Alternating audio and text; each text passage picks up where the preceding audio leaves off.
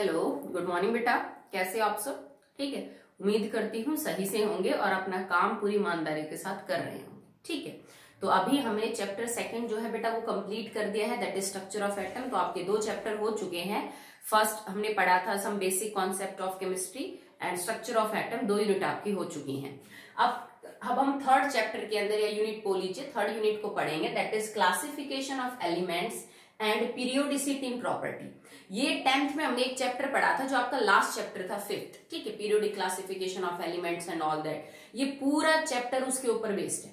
जो तुमने 10th में पढ़ा बिल्कुल एज इट इज तुम्हें इस चैप्टर में दोबारा पढ़ना है, और प्लस में उससे ज्यादा एडवांस तो बेटा पढ़ेंगे कि उसके आगे कुछ जो है वो ज्यादा डिटेल में पढ़ेंगे। पर 10th का जो पूरा 5th चैप्टर था वो अगेन आपको यहाँ पे पढ़ना पड़ेगा। तो मैं वो टॉपिक अभी नहीं करवाऊंगी जो आप ऑलरेडी 10th में कर चुके हो, क्योंकि लास्ट ईयर हमने वो 2-3 बार वो चैप्टर कर लिया था, और मैंने जितना उस चैप्टर में था उससे ज्यादा बताया था आपको पूरी पीरियोडिक टेबल याद थी, with atomic number, with atomic symbol, group, period, valence electron, आपको सब याद था। तो मैंने 10th में ही बहुत कुछ बता दिया था आपको उस पूरे चैप्टर के रिगार्डिंग। तो अभी वैसे भी स्कूल लग नहीं रहे हैं, तो टाइम बचाने के लिए हम उन टॉपिक्स को फिलहाल नहीं करेंगे जो मैं ऑलरेडी 10th में बता चुकी हूँ। But it does not mean कि आप उनको नोटबुक में नहीं करेंगे, ठीक है, क्योंकि वो ऑलरेडी बहुत ज्यादा एक्सप्लेन हो चुका है और ये बात बहुत ज्यादा पुरानी नहीं है, हार्डली 2 या 4 महीने पहले की ही है। हमारा रिवीजन कई बार हो चुका था उस चैप्टर का, तो वो खुद आप अपनी नोटबुक के अंदर अटेम्प्ट करेंगे। क्लियर बेटा? स्किप नहीं करना है कि मैडम ने नहीं करवाया तो हम नहीं करेंगे। बेटा जो मुझे लगता है कि मैंने आपको बहुत अच्छे से टॉपिक करवा दिया 10th में, वो 11th में रिपीट हो रहा है, तो वो आप खुद कर लेना। फिर भी तुम्हें ऐसा लगता है कि कोई भी नई बात निकल के आई है कि ये चीज तो हमें नहीं समझ में आ रही है, बट मैंने पढ़ा है तो मुझे पता है, ऐसा कुछ भी अलग नहीं मिलेगा आपको। अगर आपको कोई दिक्कत है तो प्लीज मेरे को बताइएगा कि मैडम ये बात हमारे समझ में नहीं है। ओके, तो चलिए चैप्टर को स्टार्ट करते हैं। मैं आपको बताती रहूंगी आपको कौन कौन से टॉपिक करने हैं और इसको लास्ट ईयर हमने कैसे पढ़ा था। ठीक है, सबसे पहले बात करते हैं about the significance of periodic table.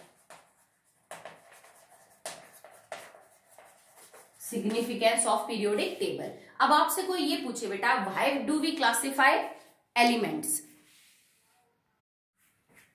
Okay, या फिर मैं इसको ये बोल दूं, what is the significance of periodic table, कि अलग अलग एलिमेंट भी तो 118 सही थे ना, उनको किसी ग्रुप, पीरियड में, ब्लॉक में डिवाइड करने की जरूरत क्या पड़ी? क्यों बनाई आपने पीरियोडिक टेबल? तो रीजन वही है बेटा जो हमने अपनी 10th क्लास में पढ़ा था, कि आपकी जो स्टडी है ना वो थोड़ी सिस्टमेटिक हो जाती है जब आप पीरियोडिक टेबल को देखते हो। तो यू ऑल नो दैट कि पीरियड में कोई चीज कॉमन है, एलिमेंट्स में, ग्रुप में कोई चीज कॉमन है। अगर आपको हेलोजेंस के बारे में पढ़ना है, फ्लोरीन, क्लोरीन, ब्रोमीन, आयोडीन, मुझे पता है कि क्लोरीन की बहुत सी प्रॉपर्टीज फ्लोरीन, क्लोरीन, ब्रोमीन से मैच करेंगी, डिट्टो नहीं बट सिमिलर जरूर होंगी। ठीक है, तो किसी भी एलिमेंट की स्टडी को बहुत ही आसान, बहुत ही इफेक्टिव बनाने के लिए, लेस टाइम कंज्यूमिंग बनाने के लिए हमने उस सारे एलिमेंट्स को एक पर्टिकुलर टेबल में अरेंज किया है। ठीक है, तो इसका यही फायदा होता है कि स्टडी बड़ी ही सिस्टमेटिक और बड़ी ही आसान हो जाती है। ओके, नेक्स्ट टॉपिक आपके पास है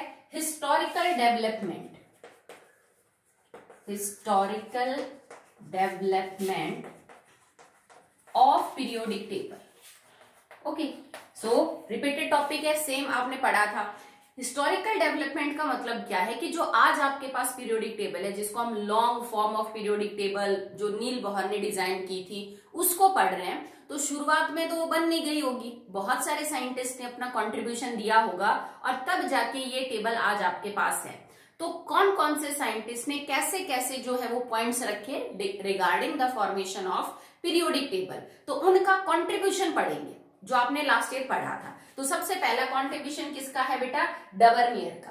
तो डबर्नियर ने ट्राइड्स बनाई थी, क्या बेस था उसके ट्राइड बनाने का, कौन कौन सी ट्राइड उसने बनाई थी, ये सब आप ऑलरेडी डिस्कस कर चुके हैं।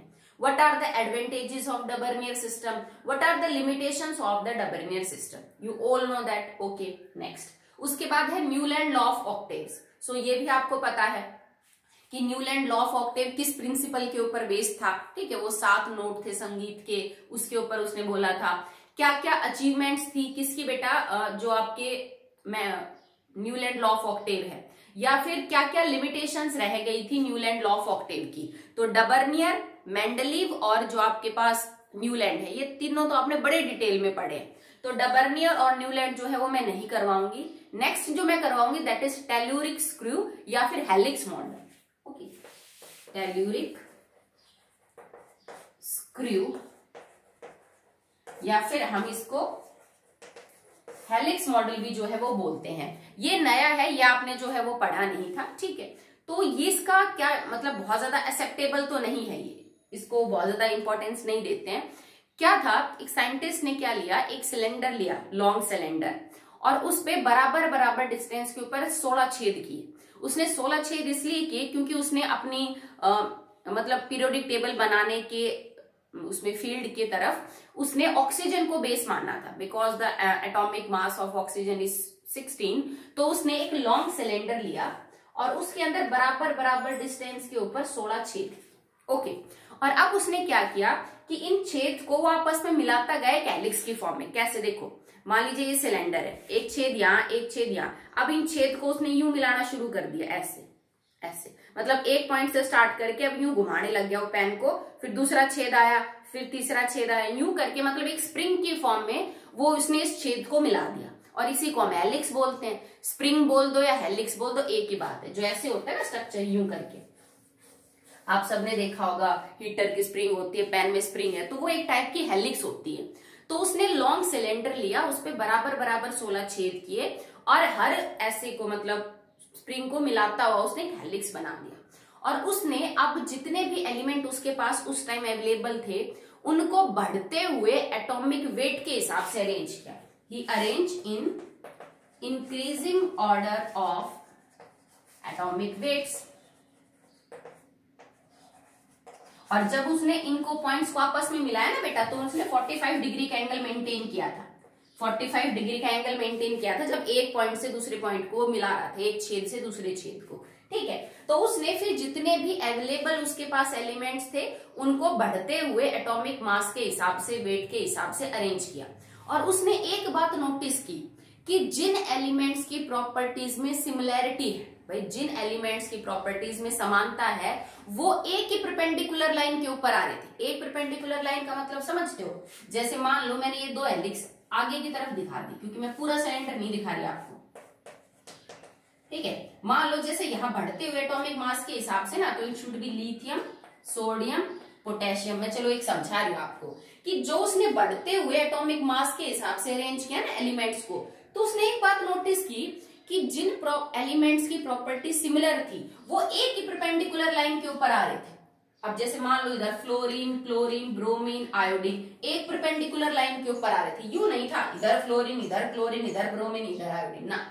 तो उसने एक बात नोटिस की कि जब मैंने बराबर बराबर डिस्टेंस पे 16 छेद किए, उनको 45 डिग्री के एंगल पे जोड़ा और एटॉमिक मास के बढ़ते हुए क्रम में एलिमेंट्स को अरेंज किया, तो वो एलिमेंट्स ऑटोमेटिकली एक परपेंडिकुलर लाइन पे आ गए जिनकी प्रॉपर्टीज में समानता, ठीक है। So that is all about telluric screw या फिर हेलिक्स मॉडल। ये रिजेक्ट हो गया था, बहुत ज्यादा एक्सेप्टेबल नहीं था। ओके, तो न्यूलैंड, डबर्नियर और अब टेल्यूरिक हो चुका है।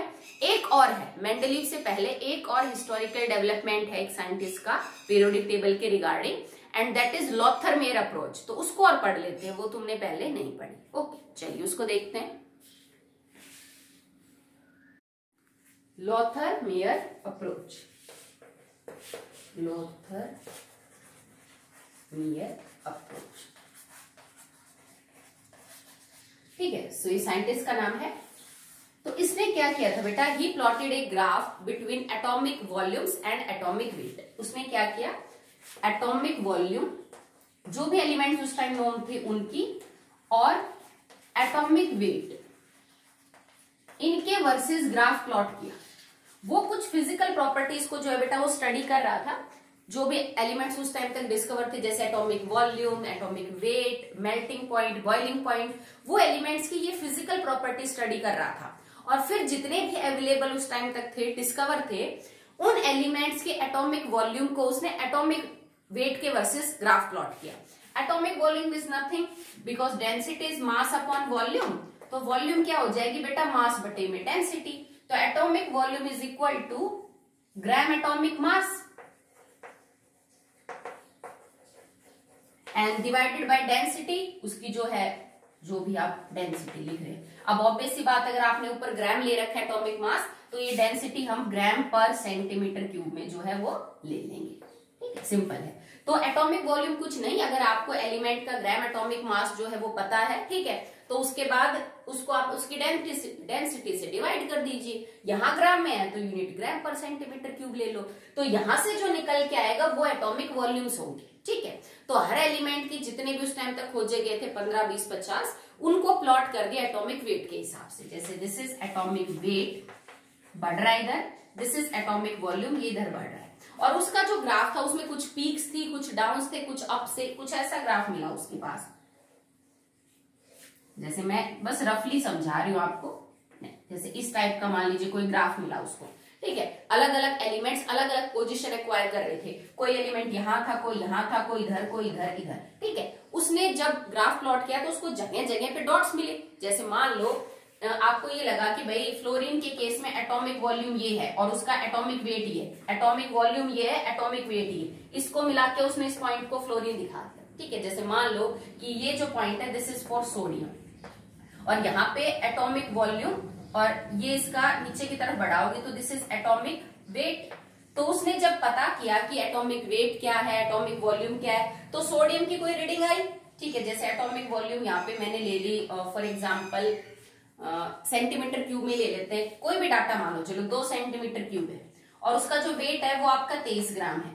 तो मैंने चेक किया कि भाई एटॉमिक वॉल्यूम तो 2 सेंटीमीटर क्यूब और मास 23, यहाँ ये तो 23 को ऊपर प्लॉट करके लेंगे और इसको मैंने आगे बढ़ाया, जहां ये पॉइंट मिला वो सोडियम का एटॉमिक वॉल्यूम था। ठीक है, समझ रहे हो आप, मतलब मैच कर दिया आपने इस चीज को एग्जैक्टली। तो ऐसे वो सबका ग्राफ प्लॉट करते गया, पहले एटॉमिक वॉल्यूम निकाले, फिर एटॉमिक मास निकाले, और जो भी डाटा आया उनको वो एक मतलब पॉइंट को एक्स्ट्रा प्लॉट करके वो जगह जगह पॉइंट लगाता चला गया। फिर बढ़ते हुए एटॉमिक मास के हिसाब से इसने इन सारी लाइंस को जोड़ दिया। जैसे मान लो पहले हीलियम का था, सॉरी हीलियम तो नहीं था डिस्कवर, लिथियम था, फिर बेरिलियम, बोरोन, सबका बढ़ते हुए एटॉमिक मास के हिसाब से पॉइंट लगा दिए और फिर इनको इसने जोड़ दिया सबको। तो कुछ ऐसा ग्राफ नजर आया। तो उसने एक बात कंक्लूड की कि जो सबसे ज्यादा इलेक्ट्रोपॉजिटिव एलिमेंट्स है, just like potassium, lithium, sodium, caesium, ये सारे के सारे इन ग्राफ्स की पीक के ऊपर थे। मतलब ये जो चोटी आपको नजर आ रही है ना, ये एक सोडियम की, पोटेशियम की, उसके बाद क्या होगी, वन फॉर सीजियम, रुबीडियम, इस तरह से जो है वो आपको जैसे सोडियम, पोटेशियम, रुबीडियम, सीजियम। तो उसने एक बात नोटिस की कि जो सबसे ज्यादा इलेक्ट्रोपॉजिटिव एलिमेंट थे वो बिल्कुल पीक के ऊपर थे। ठीक है, जो थोड़े कम इलेक्ट्रोपॉजिटिव थे, जैसे मान लो मैग्नीशियम है, कैल्शियम है, स्ट्रॉन्शियम है, बेरियम है, वो थोड़े नीचे की तरफ थे आपकी, वो इन पीक्स में नीचे की तरफ थे, इतने ऊपर नहीं थे। जो हाईली इलेक्ट्रोनेगेटिव एलिमेंट थे, जैसे कि ये डिसेंडिंग पोजीशन पे थे, जो कम इलेक्ट्रोपॉजिटिव थे ना, वो नीचे की तरफ थे। ठीक है, जैसे यहाँ बढ़ रहा है ग्राफ फिर घट गया, डिसेंडिंग का मतलब है ये तुम्हारा ग्राफ इंक्रीज हुआ फिर ये घट गया। तो इसने नोटिस किया कि जो लेस इलेक्ट्रोपॉजिटिव एलिमेंट थे वो डिसेंडिंग पोजीशंस पे थे। जैसे ये सोडियम के लिए, ये पोटेशियम के लिए, तो आपको पोटेशियम से जो अगला आपका मेंबर मिलेगा ये कैल्शियम है। ठीक है, उसके बाद ये आपके पास पोटेशियम के बाद इट इज फॉर रुबीडियम, तो ये आपको स्ट्रॉन्शियम मिलेगा। मतलब घटते हुए पोजीशन के अंदर आपको लेस इलेक्ट्रोपॉजिटिव एलिमेंट मिल रहे थे। जो बहुत ही ज्यादा इलेक्ट्रोनेगेटिव एलिमेंट्स थे, ठीक है, जैसे कि फ्लोरीन, क्लोरीन, ब्रोमीन, आयोडीन, वो बढ़ती हुई सिचुएशन पे आपको मिल रहे थे। जैसे ये जो ग्राफ है ना जो इंक्रीज हो रहा है, फ्लोरीन यहाँ मिलेगा, क्लोरीन आपको यहाँ मिलेगा। ठीक है, मतलब बढ़ती हुई पोजीशन पे, असेंडिंग पोजीशन पे ज्यादा इलेक्ट्रोनेगेटिव एलिमेंट्स थे, डिसेंडिंग पोजीशन पे लेस इलेक्ट्रोपॉजिटिव एलिमेंट्स थे, और असेंडिंग पोजीशन की टॉप पे बिल्कुल पीक पे कौन थे, जो हाईएस्ट इलेक्ट्रोपॉजिटिव एलिमेंट्स थे। ठीक है, उसने ये चीज कंक्लूड की कि जो सेम प्रॉपर्टीज वाले एलिमेंट थे उन्होंने सेम जगह ऑक्यूपाई करी ग्राफ में। जो सबसे ज्यादा इलेक्ट्रोपॉजिटिव थे वो चोटी पे मिले, जो कम इलेक्ट्रोपॉजिटिव थे वो उस ग्राफ की डिसेंडिंग पोजीशन पे मिले, जो हाईएस्ट इलेक्ट्रोनेगेटिव थे वो असेंडिंग पोजीशन पे मिले।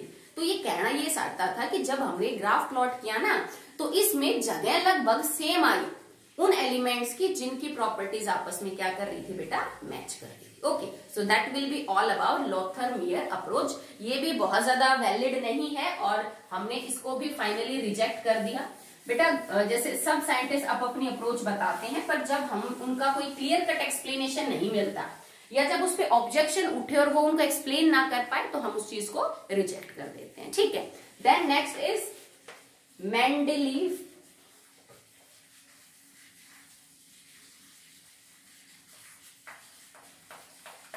Periodic table. सो ये साइंटिस्ट तो बहुत ही इंपॉर्टेंट है और इसका क्या कंट्रीब्यूशन है आप सब जानते हो। तो आपने 10th में सिर्फ पढ़ा था डबर्नियर, न्यूलैंड एंड देन मेंडलीव। अभी हमने क्या पढ़ा, डबर्नियर है, देन टेल्यूरिक्स है, देन न्यूलैंड है, देन लोथर-मेयर है। और अब ये इंपॉर्टेंट साइंटिस्ट जिसने बहुत काम किया था किसमें, पीरियोडिक टेबल को बनाने में। तो सबसे पहले तो इसका डेवलपमेंट दे रखा है कि मेंडलीव ने क्या क्या स्टडी किया। उसने हाइड्राइड ऑक्साइड स्टडी की, फिर वो 63 कार्ड्स लिए, उनके ऊपर प्रॉपर्टीज को रखा, उन जो सेम थी उनको एक साथ मैच किया। You all know about that. ठीक है, बेस क्या था उसका कि उसने increasing order of atomic mass के हिसाब से एलिमेंट्स को अरेंज करना स्टार्ट किया और उसने देखा कि जो एलिमेंट्स सेम प्रॉपर्टी के थे वो एक बॉक्स के अंदर आ रहे थे। ठीक है, फिर आपने मेंडलीव पीरियोडिक टेबल को पढ़ा जो रफ एक स्ट्रक्चर बना रखा है कि उसमें ग्रुप थे, सब ग्रुप थे, फिर उसकी कुछ कमियां कि क्या क्या डीमेरिट्स रह गई, क्या क्या एप्लीकेशन है मेंडलीव पीरियोडिक टेबल की। उसमें कुछ अननोन एलिमेंट्स जो उस टाइम तक डिस्कवर नहीं थे उनकी जगह छोड़ी, जैसे गैलियम है, जर्मेनियम है, स्कैंडियम है, और उनकी प्रॉपर्टीज को प्रिडिक्ट कर दिया। फिर बाद में जो प्रॉपर्टीज निकल के आई इन एलिमेंट्स की डिस्कवरी के बाद वो मैच हो रही थी। ठीक है, फिर उसके बाद मॉडर्न पीरियोडिक लॉ से पहले हम ओल्ड पीरियोडिक लॉ पढ़ते हैं जो मेंडलीव लॉ है, समझ लीजिए that The properties of an element are the periodic function of their atomic mass या atomic weight। ठीक है, तो मेंडलीव पीरियोडिक टेबल के अंदर जितना भी टॉपिक है वो बिल्कुल वही है जो आपने 10th में पढ़ा था। उसका बेस क्या था, उसने कैसे स्टडी किया, कौन कौन सी उसकी मेरिट रह गई, कौन कौन सी उसकी डीमेरिट रह गई। It is same topic that you have study in 10th class. ठीक है, तो मैं ये नहीं करवाऊंगी, मेंडलीव वाला टॉपिक आप खुद कर लेना। Okay, after all this it is also given that कि जो मेंडलीव की पीरियोडिक टेबल है उसमें कितने ग्रुप और कितने पीरियड्स थे। ठीक है, कॉज ऑफ पीरियोडिसिटी को समझा नहीं पाया था। उसके बाद दे रखा है अबाउट मोज़ले, द साइंटिस्ट जिसने बहुत इंपॉर्टेंट कॉन्ट्रीब्यूशन किया towards the formation of modern periodic table. ठीक है, तो मेंडलीव का टॉपिक उतना ही है, लिमिटेशंस, एप्लीकेशन, उसकी जो अप्रोच थी, कैसे डिस्कवरी हुई एंड ऑल दैट सब पढ़ लेना। फिर आता है मोज़ले का जो है कंट्रीब्यूशन कि वो एक अलग एक्सपेरिमेंट कर रहा था, उसका बिल्कुल भी लेना देना नहीं था पीरियोडिक टेबल से। एंड ही स्टडिंग कि जब किसी मेटल सरफेस के ऊपर वो इलेक्ट्रॉन बीम को स्ट्राइक करवाता है तो उसमें से एक्सरे बाहर निकलती। ठीक है, वो एक सिंपल प्रोसेस स्टडी कर रहा था कि हर मेटल के ऊपर इलेक्ट्रॉन की रे को डाल रहा था और इलेक्ट्रॉन की रे डालने के बाद इस मेटल में से एक्सरे निकल रही थी। ठीक है, अब तो तुम पढ़ चुके हो सेकंड चैप्टर में एक्सरे क्या होती है। ठीक है, इन एक्सरेज की फ्रीक्वेंसी को वो प्लॉट कर रहा था एटॉमिक नंबर के वर्सेस। उसने एक चीज नोटिस की कि जब उसने फ्रीक्वेंसी का स्क्वायर रूट और एटॉमिक नंबर के वर्सेस ग्राफ प्लॉट किया, जिन भी मेटल्स के केस में उसने ये चीज पढ़ी उनका एटॉमिक नंबर और उनसे निकलने वाली फ्रीक्वेंसी के स्क्वायर रूट के वर्सेस ग्राफ प्लॉट किया तो उसका ग्राफ एक स्ट्रेट लाइन था, जिससे उसने ये कंक्लूड किया कि एटॉमिक नंबर के ऊपर सारी चीज डिपेंड करती है, not on the atomic mass. इससे पहले टेल्यूरिक है तो मॉडल आपका न्यूलैंड है, डबर्नियर है, लोथर-मेयर है, सब यही मान रहे थे कि atomic mass is the fundamental property जिसके ऊपर सारे एलिमेंट की प्रॉपर्टी डिपेंड करती हैं। बट मोज़ले का ये जो एक्सपेरिमेंट था इससे ये क्लियर हो गया बेटा कि एटॉमिक नंबर के हिसाब से फ्रीक्वेंसी निकल रही है, मतलब मास डिसाइड नहीं कर रहा। कौन डिसाइड कर रहा है, आपका जो नंबर है वो डिसाइड कर रहा है। ठीक है, तो ये आपने पढ़ रखा है। उसके बाद आता है न्यू पीरियोडिक लॉ या जिसे मॉडर्न पीरियोडिक लॉ भी बोल देते हैं, न्यू या फिर मॉडर्न पीरियोडिक लॉ।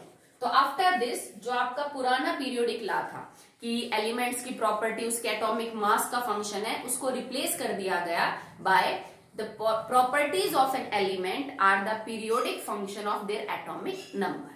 तो आज के जो पीरियोडिक टेबल बेस्ड है मॉडर्न, वो मॉडर्न पीरियोडिक लॉ के ऊपर बेस्ड है, जो क्या कहता है कि एलिमेंट्स की प्रॉपर्टी एटॉमिक नंबर के ऊपर बेस होती है, ना कि एटॉमिक मास के ऊपर। ओके ना, अगला टॉपिक है आपका modern periodic table. Modern periodic table, तो देखो टेबल आप सबको पता है और आपको याद भी है। मैं पूरी उम्मीद करती हूँ कि 10th में हमने याद करी थी और आपको बिल्कुल याद होगी। मैंने इसीलिए आपको याद करवाई थी वो, कि बाय हार्ट अगर आपको याद है तो आपको 11वीं बार में कोई दिक्कत ही नहीं आनी। तो सबसे पहला काम, इस टॉपिक के बाद आप एकदम साफ सुथरी और बिल्कुल कलर वगैरह यूज करके स्केच करके बहुत ही क्लियर कट पूरे पेज पे अपनी पीरियोडिक टेबल बनाएंगे। ठीक है, पीरियोडिक टेबल बनाते वक्त आप सिंबल याद होने चाहिए, रटना नहीं है, कॉपी में से देख, किताब में से देख के नहीं, याद है आपको। सिंबल, उसके बाद atomic number, group, period, block, ये आप बिल्कुल फोकस करेंगे। देखो ब्लॉक नई चीज निकल के आई है, एस, पी, डी और एफ ब्लॉक होते हैं डिपेंडिंग अपॉन तुम्हारे एलिमेंट की कॉन्फ़िगरेशन में आखिरी इलेक्ट्रॉन किस सब शेल में एंटर कर रहा है। अगर वो एस सब शेल में है तो वो एस ब्लॉक का एलिमेंट है, अगर उसका valence electron D subshell में है तो वो डी का है, पी में है तो पी का है। ठीक है, तो आप ब्लॉक पे ध्यान देंगे कि उस एलिमेंट का ब्लॉक क्या है। ये क्लियरली लिख रखा है आपकी उसमें टेबल में कि पहला और दूसरा जो ग्रुप है वो एस ब्लॉक एलिमेंट है, फिर तीसरे से लेके 12वें तक डी ब्लॉक एलिमेंट है, फिर 13 से लेके 18 तक बेटा पी ब्लॉक एलिमेंट है, और फिर नीचे जो दो लेंथेनॉइड और एक्टेनॉइड है ना वो एफ ब्लॉक एलिमेंट है। तो आपको बिल्कुल आराम से याद हो जाएगा। तो टेबल ड्रॉ कर लेना, सिंबल, हर एलिमेंट का एटॉमिक नंबर, उसका ग्रुप, उसका पीरियड, उसका ब्लॉक, सब आपको पता होना चाहिए।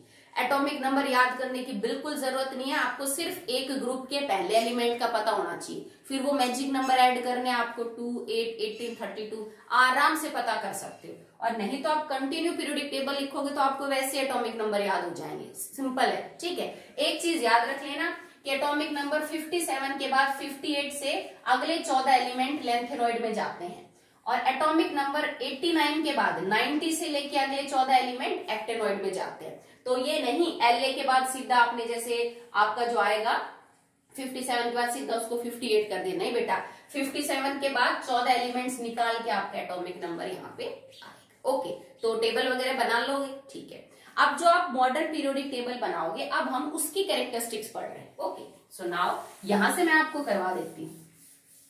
माना कि तुम्हारा लिखने का काम थोड़ा ज्यादा है, so I will give you time, आप संडे तक मंडे तक इसको पूरा कर लेना।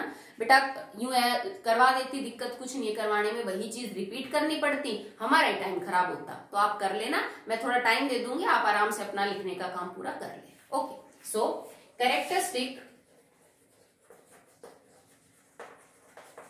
ऑफ मॉडर्न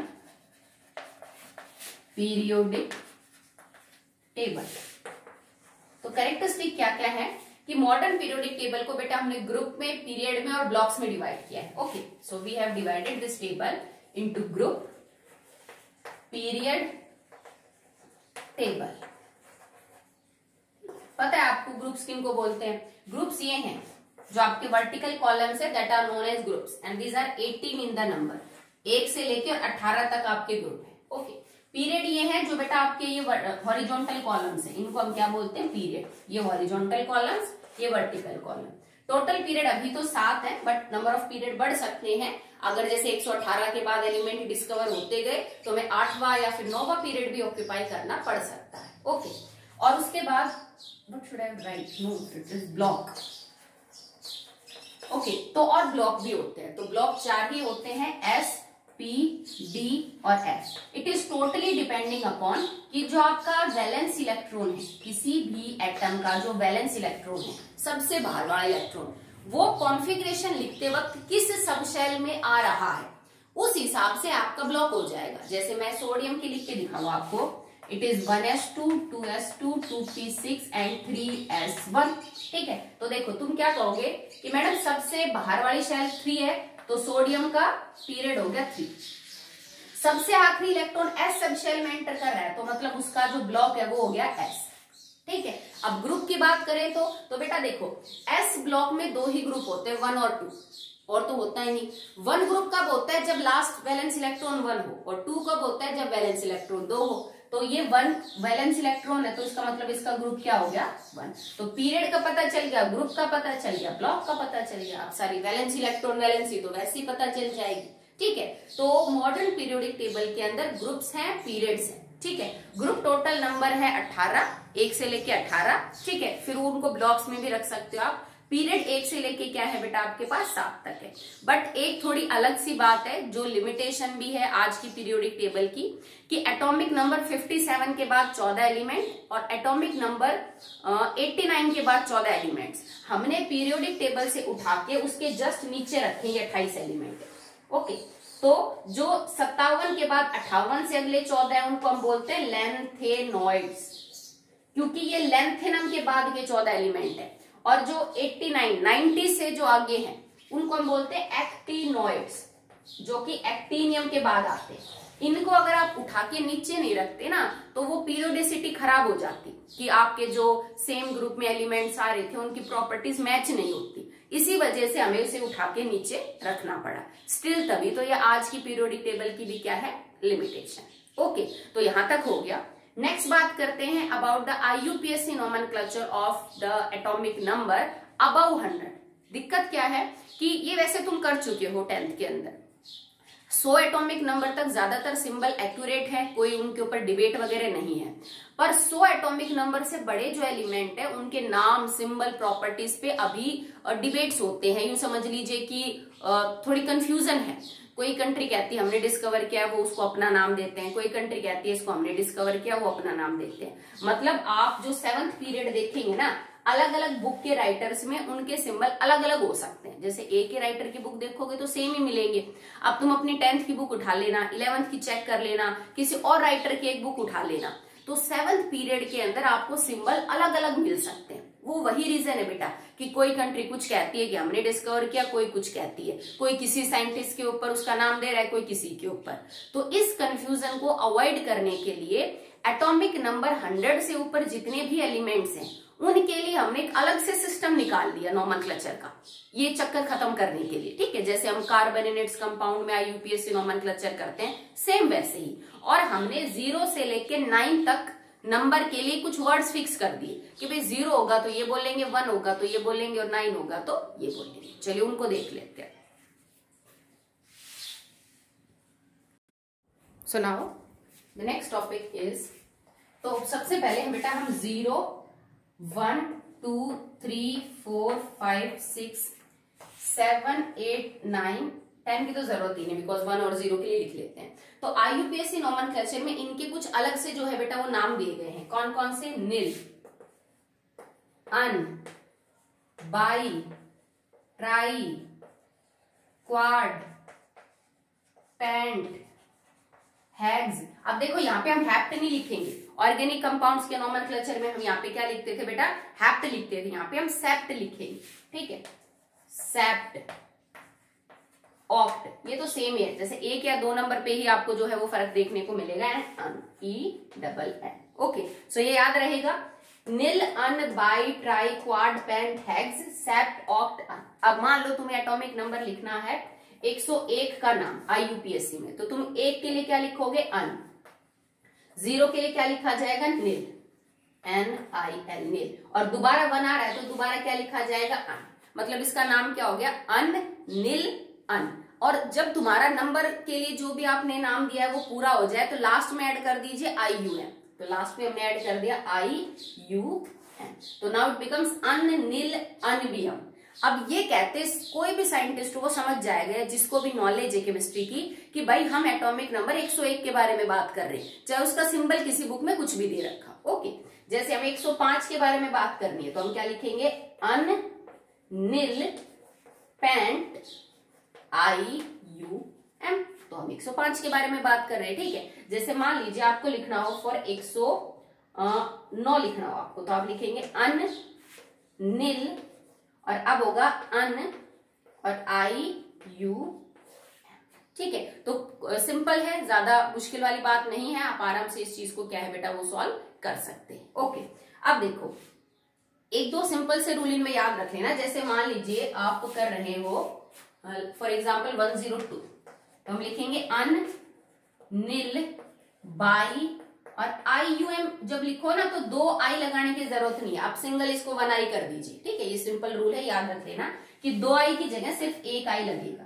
इसी तरह अगर मैं 103 लिखूं तो अन, नील, ट्राई, IUM नहीं लिखेंगे, 2 आई नहीं आएगा, खाली क्या आएगा बेटा, एक ही जो आई है वो आपको दिखने को मिलेगा। क्लियर है, ठीक है। चलिए नेक्स्ट, मान लीजिए किसी एटॉमिक नंबर के अंदर आपको और यूज करना पड़ रहा है, जस्ट लाइक अन नील यूज करना पड़ रहा है आपको, ये चीज अन और फिर नील यूज करना पड़ रहा है, ठीक है। जैसे 9 हो और फिर आप 0 यूज कर रहे हो इस तरह से, तो यहाँ पे भी 3 एन नहीं आएंगे एक साथ, आप इसको शॉर्ट करके EN ही करोगे, ENIL, कुछ इस तरह से लिखोगे, ठीक है। तो ये सिंपल रूल है जिनको आप ध्यान रखोगे, तो बाकी आप किसी का भी नाम लिख सकते हो।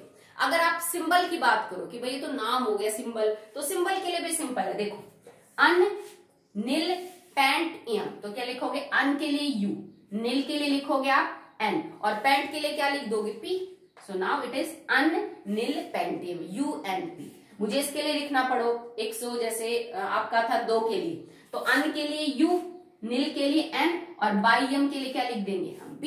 मतलब जो वर्ड रूट आपने यूज किए हैं उन तीनों का पहला अक्षर ले लो, जो 1 वाला है अन जो है उसका कैपिटल बना दो, ठीक है, U, बाकी सारे क्या ले लो बेटा, स्मॉल ले लो, ठीक है। जैसे मान लो आपको 104 का लिखना हो तो 104 में हो जाएगा अन, नील और क्वाडियम, Q, ठीक है। जरूरी नहीं है कि ये जो एटॉमिक नंबर हो ये बेटा 1 से और इसके बीच में 110 के बीच में ही हो। जैसे मान लो आपको 18 का लिखना है, 118 का क्या हो जाएगा, अन